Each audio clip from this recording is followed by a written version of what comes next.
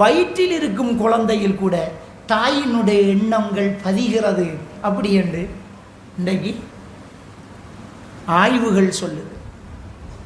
Development psychology படித்தவங்களுக்கு தெரியும்.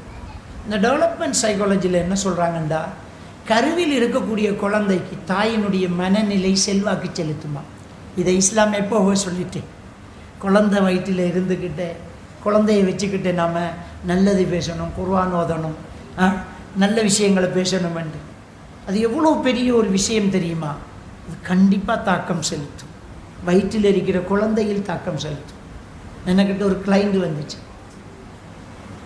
ஒரு 8 வயசு பிள்ளை. அந்த பிள்ளை நடத்தையில் ஒரு பிரச்சனையை ஸ்கூலில் டயக்னோஸ் பண்ணுறாங்க. ஸ்கூலில் டீச்சர்ஸ்மார் கவனிப்பாங்க. இந்த பிள்ளை தனியாக உட்காந்துக்கு, இந்த பிள்ளை ஒருத்தரோடையும் கதைக்குது இல்லை, பேப்பரை கொடுத்தா ஒன்றும் எழுதுது இல்லை.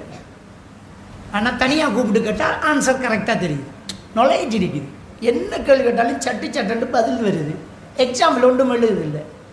எல்லாரும் போய் விளையாடுவாங்க, அந்த பிள்ளை மட்டும் இப்படி தனியாக உட்காந்துட்டு இருக்கு. முகத்தில் ஏதோ பறி கொடுத்த மாதிரி ஒரு ஃபீலிங் தெரியுது. ஒரு பொம்பளை பிள்ளை. அந்த ஸ்கூல் கவுன்சிலர் 7ஆம் எனக்கிட்ட அனுப்பி வச்சாங்க. அவங்க ட்ரை பண்ணி பார்க்குறாங்க, இல்லைன்னுட்டு அனுப்பி வச்சாங்க.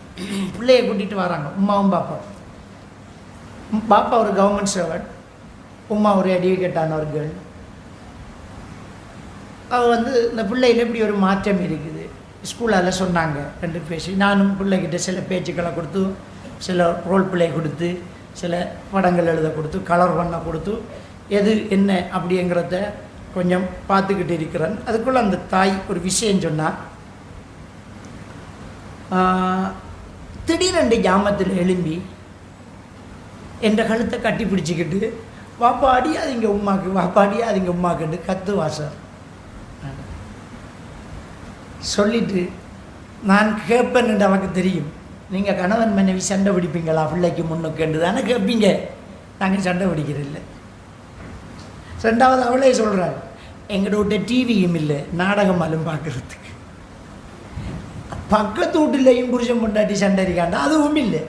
ஆனால் இவள் இப்படி செய்கிறார் சார் சொல்கிறாள். அவள் இவள் இப்படி செய்கிறாள்.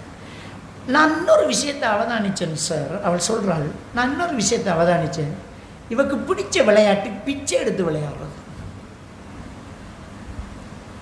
பூக்காண்டுக்கிட்ட பூச்சாட்டிக்கிட்ட அது ஏதாவது அதிக தாங்கம்மா அதிக இவ்வளோ ஏசுறாங்க. அடி என்னடி இந்த விளையாட்டு, வேறு விளையாட்டு விளையாட, அந்த விளையாட்டு தான் விளையாடுறான் அப்படின்னு சொல்லிட்டு தான் எனக்கு பெரிய சிக்கலாக இருக்கு எனக்கு.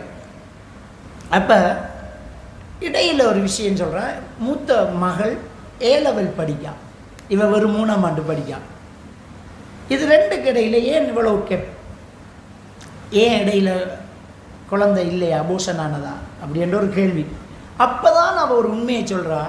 அந்த பிள்ளை எவ்வளோ தூரத்தில் விளையாடுதுங்கிறத எட்டி பார்த்துட்டு தள்ளி நிற்குங்கிறத கன்ஃபார்ம் பண்ணிட்டு சொல்கிறா, சார் இப்போ உங்கள்கிட்ட ஒரு விஷயத்த சொல்கிறேன். என் மூத்த பிள்ளை பிறந்ததோட எனக்கு கற்பப்பையில் ஒரு கட்டியும் இருந்ததால் கற்பப்பையை வெட்டிட்டேன். அப்போ இது அதான் சார் ஒரு பெரிய ஒரு மர்மம். ஹாஸ்பிட்டலில் இந்த பிள்ளைய ஒரு மாற்று மத சகோதரி பெற்று போட்டுட்டு சொட்டு தாய்ப்பால் கொடுக்காம ஓடிட்டா. அந்த பிள்ளைய ஹாஸ்பிட்டல் தான் எடுத்து வச்சு வளர்க்குது. 3 நாள் வச்சுருந்துட்டு கோர்ட்டில் பாரம் பண்ணி கோர்ட்டூடாக எந்த பேரையும் என் ஹஸ்பண்ட பேரையும் வச்சு பதிவெடுத்து இந்த பிள்ளைய எடுத்த. அந்த பிள்ளைக்கும் தெரியாது, எங்களுடைய ஏரியாவிலையும் தெரியாது, எந்த பிள்ளைன்னு தான் தெரியும். இப்போ தான் அவள் சொன்ன விஷயங்கள் கிளிக் ஆகுது. உமாக்கு வாப்பா அடிக்காதீங்கன்னு கத்துறது ஏன் தெரியுமா? அந்த பிள்ளை வயிற்றில் இருக்கக்குள்ள அடி வாங்கியிருக்காள் அந்த தாய். அந்த பிள்ளை வயிற்றில் இருக்கக்குள்ள அந்த தாய் பிச்சை எடுத்திருக்காள், ஒரு பிச்சைக்காரி. அந்த வயிற்றுக்குள்ளே இருக்கக்குள்ள நடந்தது இப்போ அந்த பிள்ளைக்கு யாரும் சொல்லாமல் நடக்குதுண்டா எவ்வளவு தாக்கம் செலுத்திருக்குது கர்ப்பத்திலேயே. அதனால தான் நம்முடைய மூதாதையர்கள் சொன்னாங்க, இசாக்காரி கேட்குறதெல்லாம் கொடுக்கணுமென்று.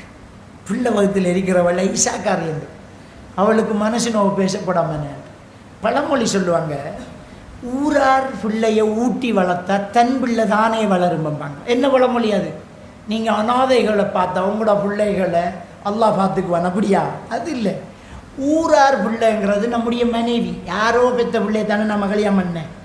ஊரார் பிள்ளைய ஊட்டி வளர்த்தா, பொண்டாட்டியை நல்லா வச்சுக்கிருந்தா, மனசு கலங்காம சந்தோஷமா வச்சிருந்தா, தன் பிள்ளை தானே வளரும். அவளை வகுத்தில் இருக்கிற பிள்ளை மகிழ்ச்சியாக தான் பிறக்கும். அதான் பழமொழி. ஊரார் பிள்ளையை ஊட்டி வளர்த்தால் தன் பிள்ளை தானே வளரும். அதான் பழமொழி. அப்போ கணவன் மனைவி நல்ல மகிழ்ச்சியாக இருக்கும்போது பிள்ளை மகிழ்ச்சியாக இருக்கும். ரசூலுல்லாஹி ஸல்லல்லாஹு அலைஹி வஸல்லம் அவர்கள் கணவன் மனைவிக்குள்ள பிரச்சனை எப்படி சமாளிக்கிறது என்று சொல்லும்போது, வஸ்தௌசுலின் நிசா, பெண்களுக்கு நீங்கள் நசிஹத்து செய்யுங்க, அதுக்கு அவங்க அடங்கல்லாட்டி படுக்கையை பிரியுங்க, அதுக்கும் அவங்க அடங்கல்லாட்டி கடுமை இல்லாமல் அடியுங்க. ஆனால் ஃபஹ்ஜுருஹுன்ன வில்லா ஃபி புயூத் ஃபலா தஹ்ஜுருஹுன்ன இல்லா ஃபி புயூத்திக்கும், உங்களோட பிரச்சனையை வீட்டுக்குள்ளேயே வச்சுக்கோங்கன்னாங்க, பிள்ளைகளுக்கும் தெரியக்கூடாது. அப்போ கணவன் மனைவிக்கு இடையில் பிரச்சனை வாரதும் பிள்ளைக்கு தெரியாமல் பார்க்கணும். பிள்ளைகளுக்கு முன்னால் நாம் ஒரு நல்ல ஒரு தாய் தகப்பனாக இருக்கணும். ஏன்னா பிள்ளையில் எழுதுகிறோம். இப்போ நாம் ஒரு பிள்ளை எம்டி புக், அது ஒரு வெள்ளை பேப்பர், நாம் தான் எழுதுகிறோம். அந்த பிள்ளையுடைய ஒவ்வொரு நடத்தை நாம் தான் தீர்மானிக்கிறோம்.